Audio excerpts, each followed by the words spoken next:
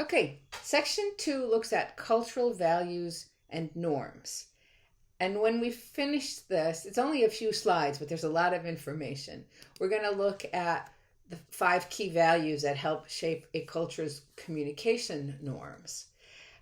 So, first of all, what are norms? Merriam-Webster defines a norm as a principle of right action binding upon the members of a group and serving to guide, control, or regulate proper and acceptable behavior. So what I want to do is show you in Blackboard, if I go back just a sec. If you click on, get into the folder, work for the week of September 19th, there's the PowerPoint and the lectures.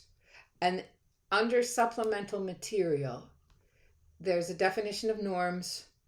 There's a quiz that I'd like you to take. And then there's some of the work that Hofstede did. And I'm going to talk about him in just a minute. And then there are videos and articles that you could use for the journal. But all right, I'm going to click on this. Okay. Dun-dun-dun-dun. Okay, so while it's loading, let me get you back. Something's going on with my computer. Okay, so let me.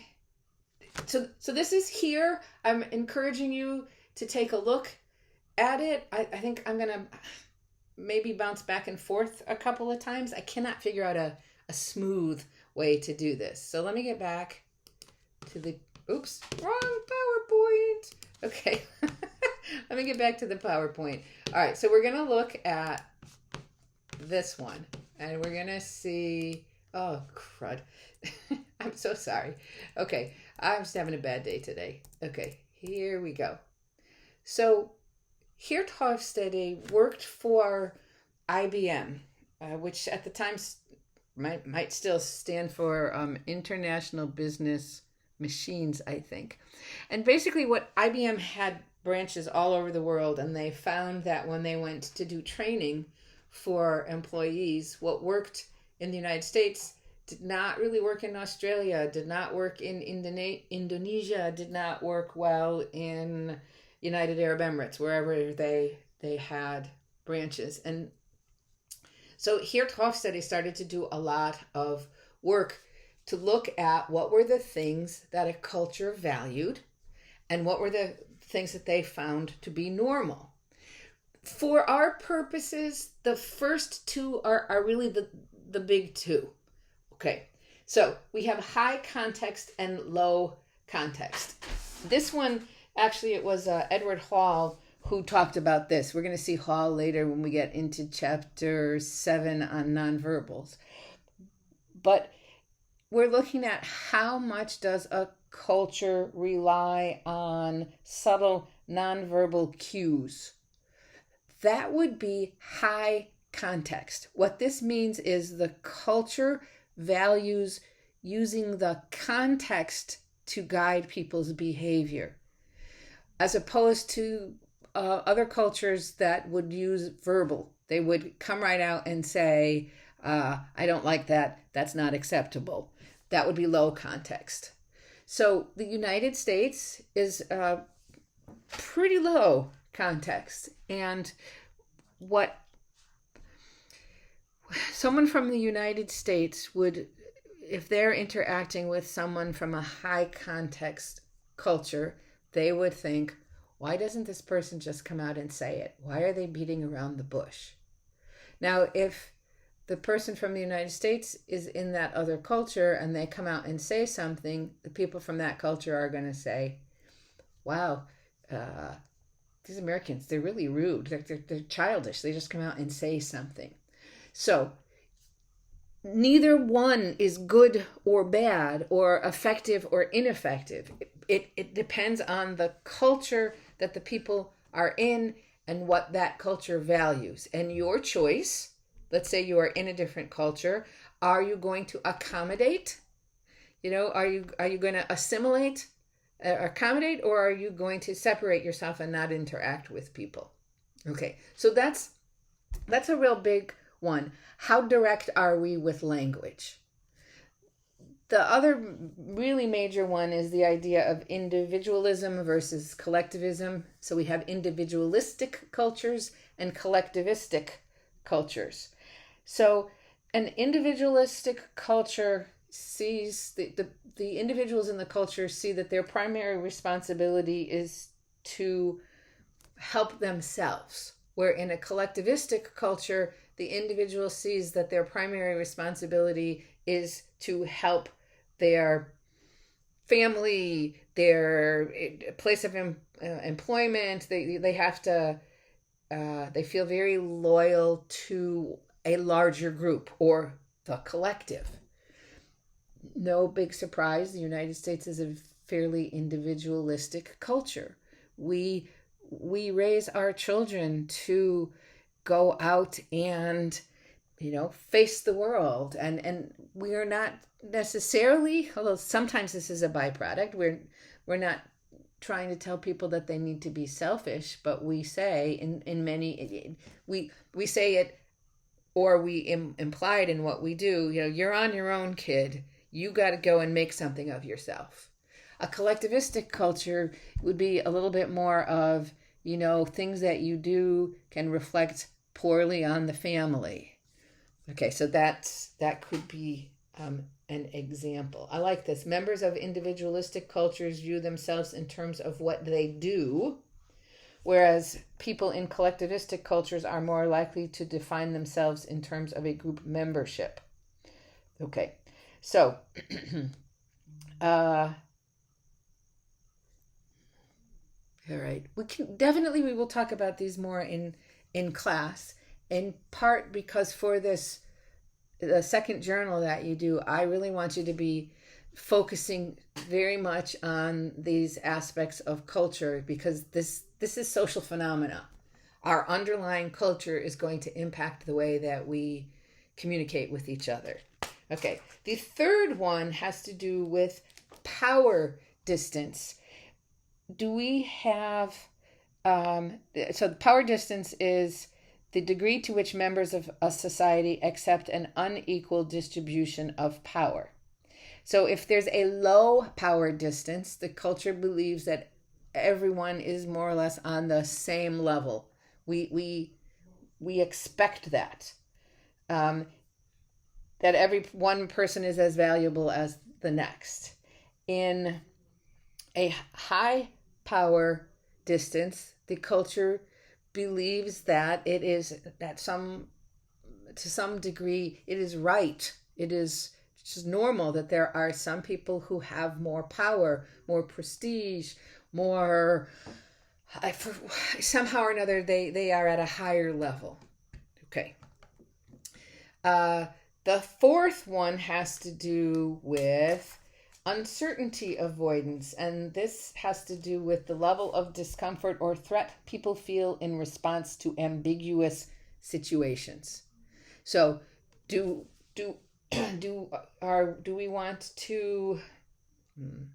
If a situation is ambiguous, does the culture say, that's kind of how it is, we'll deal with it? Or does the culture kind of clamp down and say, no, this is not good. This person is causing uncertainty, and therefore they should be put in jail.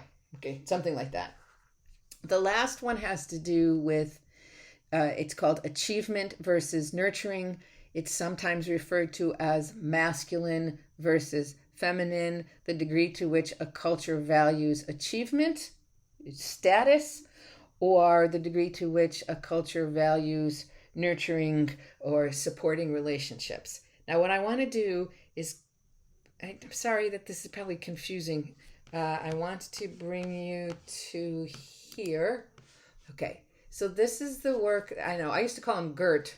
It's Geert Hofstede. Okay, and he has more than 5. But this is, I don't know, I find this fascinating. So we're going to look at individualism, and what we see here is the darker the color, the more individualistic the country. And the lighter the color, the more collectivistic it is. So the countries that are in white, they're not completely collectivistic. They just don't have the data. So you see, United States, Canada, Great Britain, oh gosh, most of Western Europe, Australia, New Zealand, very, very much individualistic. Then you have a country like China, some of the countries in South America are much more collectivistic. This one right here, that's Niger. That's where my husband's from. It is very much a collectivistic culture. So I think it would probably be, yeah, probably the same color as Nigeria. Okay. I wonder why they don't have anything there. So anyways, you can get onto this page and you can look at the power distance. The darker are the places that believe that there is definitely status. If you see how India is relatively dark, there's a caste system there. Okay. Hofstede referred to this as masculine as opposed to achievement. Okay, so the lighter the color, the more nurturing or feminine. You can see there's Scandinavian countries that are kind of known for that. You see how the United States is not the darkest. That's China. But it is pretty masculine. Okay, uncertainty avoidance. The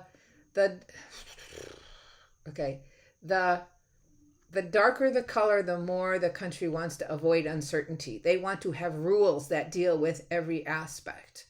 The lighter the color, the more the more accepting people are of some uncertainty. And then he's come up with two more. I haven't studied this a lot, but one is long-term versus short-term. Like, are we in the moment, momentalism, okay, or long-term, which is called flex humility, all right, and then indulgence versus restraint. You can see there's a lot of white space because they haven't studied it yet.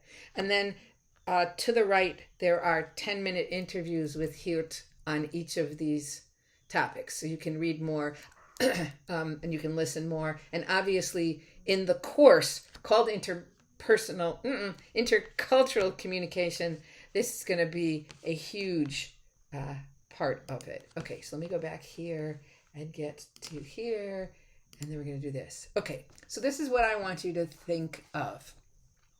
However you want to describe your culture, you can think about it as just, I don't want to say just, as your family, extended family.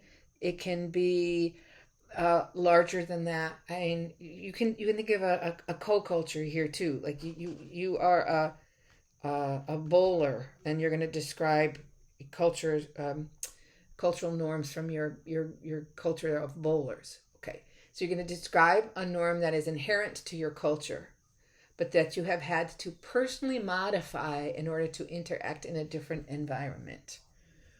Okay, so you are one way when you are in your in-group, but when you move into a different, possibly larger culture, you have to change, maybe home versus school. Okay. And how easy or how challenging was this? And has interacting in a different cultural norm given you any new insights into the base cultural norm that you've been taught?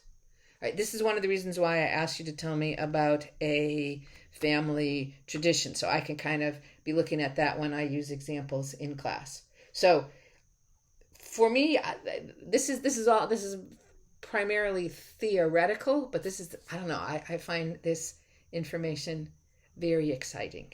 All right, so that was section 2. And the next section is going to be co-cultures and communication, and we will get to that in just a moment. If I can, come on, get my mouse to work. Okay.